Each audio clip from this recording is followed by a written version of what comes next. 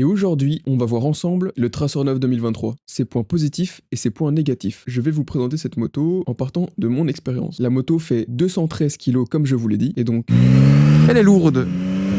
Qui est un point négatif, et je vais pas vous cacher qu'en vrai, son poids est super bien travaillé par Yamaha. La répartition sur toute la moto en entière fait qu'une fois que vous roulez, en fait, elle est super agréable. On la sent pratiquement pas. Et ça, je trouvais ça plutôt fou, parce que la première fois que j'ai pris le guidon de cette moto, je m'attendais pas à avoir une moto aussi grande, aussi imposante, et finalement avoir une moto qui se manie avec le petit doigt. Comme point faible encore en plus, je rajouterais bien le guidon, qui par rapport à la taille de la moto, pour des gens qui ont les bras un peu courts, et du coup souvent lié aux gens qui sont un peu plus petits, le guidon peut paraître un peu trop vers l'avant. Au pire des cas, le guidon, ça peut aussi être réglé grâce au pontet. Dans ses points faibles aussi, on peut compter son écran. Son écran divisé en deux est plutôt sympa à première vue, mais au final, beaucoup d'informations sont mises au même endroit et très peu visibles. Ce problème a été résolu sur les nouveaux modèles. Vous avez un super bel écran TFT. Un point faible encore, les pare-mains ne vous servent pas vraiment, étant donné qu'en fait là, tout le vent, je le sens ici sur le haut de ma main. Son prix peut être un point négatif aussi. Elle est actuellement à plus ou moins 13 000 €, mais si vous regardez les autres marques, son prix est un bon rapport qualité-prix pour ce qu'elle vous offre. C'est même plutôt un bon point apporté par Yamaha.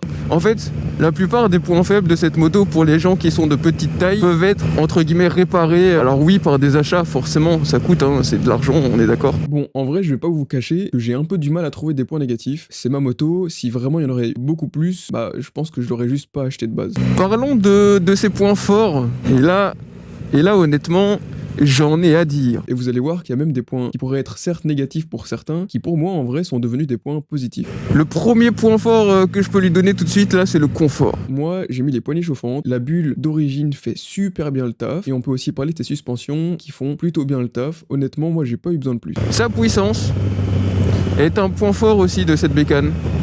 Sa hauteur de selle, elle est plutôt haute, mais heureusement Yamaha a tout pensé et pense aux petits. Vous pouvez mettre un kit de rabaissement. Je voulais le modèle full black, donc j'ai pris la Tracer 9 classique, la normale de 2023, et j'en suis vraiment content. Ce que je peux dire pour les gens qui sont pas très grands, n'hésitez pas à tester, à demander, et si vous pouvez pas tester tout de suite, juste renseignez-vous bien. J'ai cherché pendant des mois et des mois avant de savoir quelle moto je voulais. J'ai pas choisi l'une de mes motos de rêve comme j'ai pu les citer dans une autre vidéo, mais parce que je voulais vraiment une moto confortable que je pourrais garder longtemps et avec lequel je sais que je pourrais lui mettre des bornes dans la tronche sans qu'elle ne bouge d'un poil. Mais chaque accélération, chaque vibration, chaque moment passé sur cette bécane, c'est un vrai moment de plaisir. Cette moto a énormément de potentiel, c'est vraiment un kiff. Dès que je roule avec, je kiffe. Je suis vraiment impatient de vous prendre avec moi, de prendre la moto, les bagages, et on se casse en voyage. Je prends mon pied à 100%, et franchement, ça, je te le souhaite aussi. Cette moto, ça reste quand même un banger absolu. Donc en gros, oui, la Tracer 9 pour moi est une super moto.